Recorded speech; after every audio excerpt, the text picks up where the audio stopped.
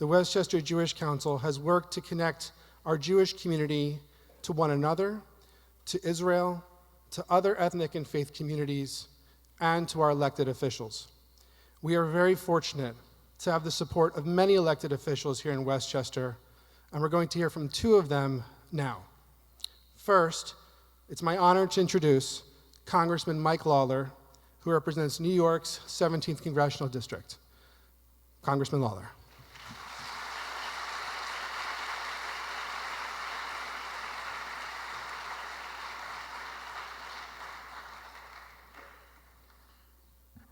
Good evening.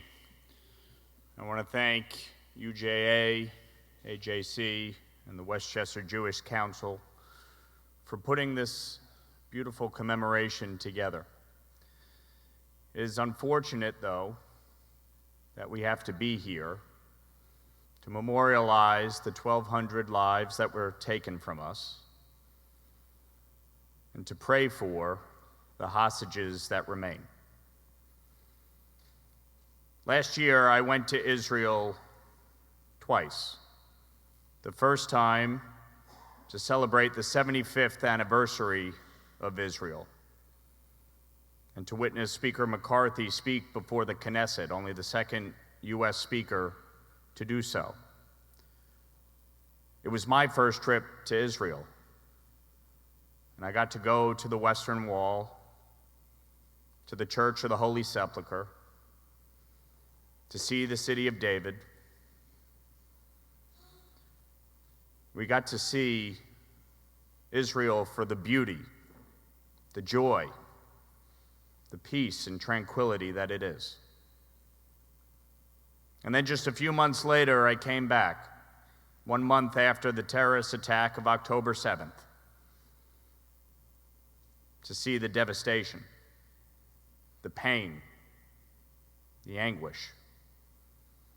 We met with Prime Minister Netanyahu, and when he started the meeting, he turned off the lights and he played for us a 21-minute video, raw footage, unedited, of the barbaric terrorist attack. I watched in horror as Hamas terrorists brutally beheaded, butchered, burned, maimed innocent women, children, babies.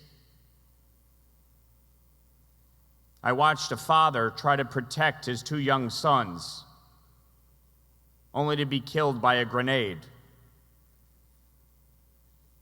To watch these 2 young boys run back into their home, have a Hamas terrorist come in after them, open the refrigerator and take out a soda and drink it, as if nothing happened.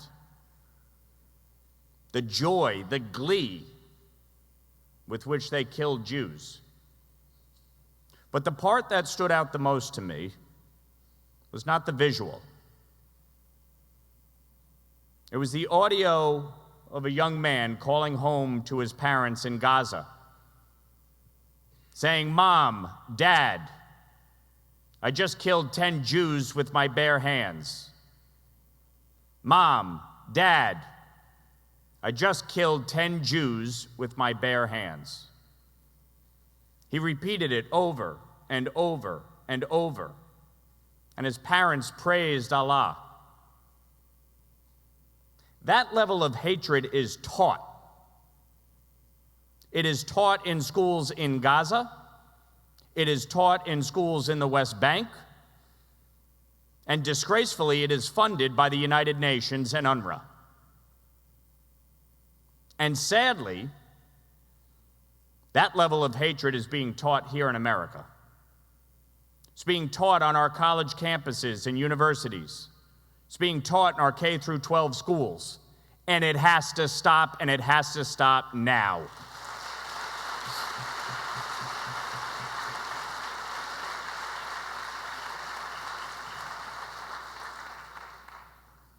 In my 21 months in Congress, I have prioritized strengthening the U.S.-Israel relationship, and combating anti-Semitism here in America. And that didn't start after October 7th. I started this work the moment I took office. The very first bill I passed in Congress was the Special Envoy for the Abraham Accords. Because the reality is this: if we want peace in the Middle East, if we want a two-state solution, it requires Arab-majority nations recognizing Israel's right to exist.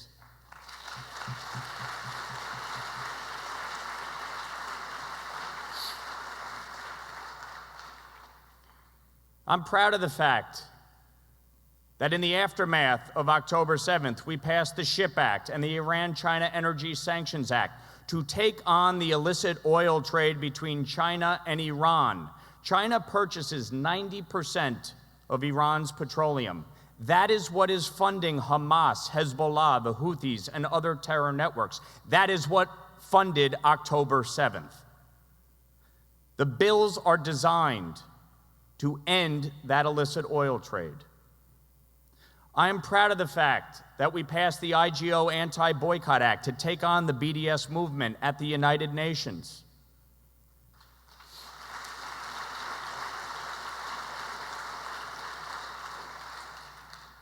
And I am proud of the fact that we passed the Anti-Semitism Awareness Act to require the Department of Education to adopt the IRA working definition of anti-Semitism and all of its contemporary examples, to enforce Title VI of the 1964 Civil Rights Act. Because let's be clear, anti-Zionism is anti-Semitism.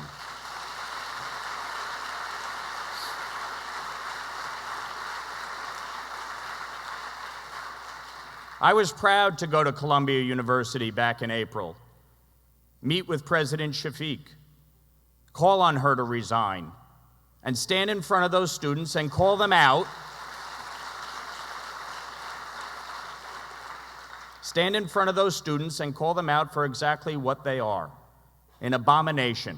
Because anyone that would support Hamas is a disgrace to this country.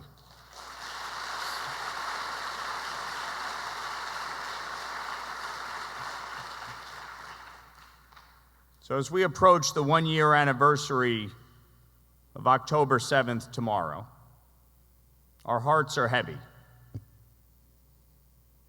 We're all hurting. I have met with every single family of the American hostages that remain multiple times. 7 families, 4 presumed living, 3 deceased. They are hurting. The only way for there to be peace, the only way for this conflict to end, is for Hamas to surrender and release the hostages, and release them now.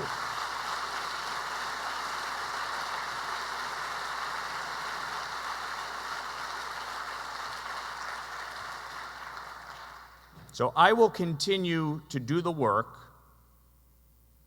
as your representative in Washington, and I look forward to having a partner in Washington who supports the Jewish community in the 16th Congressional District.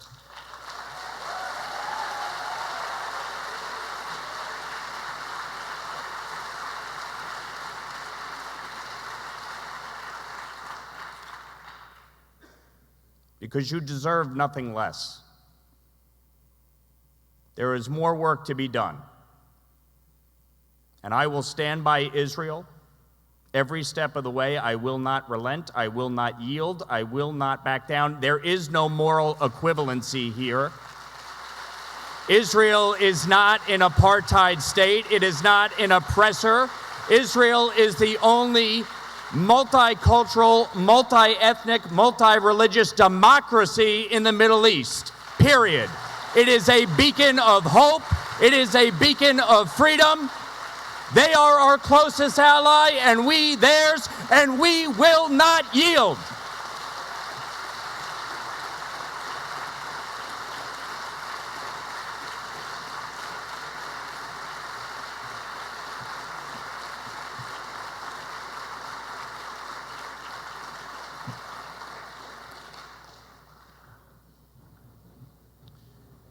God bless the United States.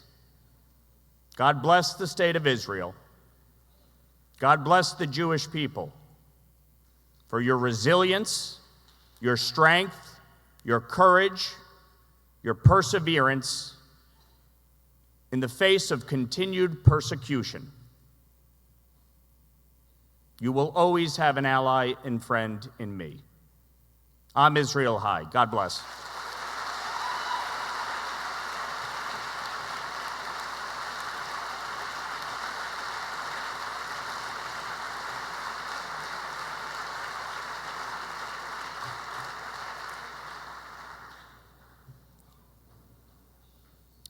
Congressman, thank you so much for your strong words, your moral clarity, and unequivocal support for Israel and the Jewish people. It is a salve for our wounds. We really appreciate it. Thank you so much.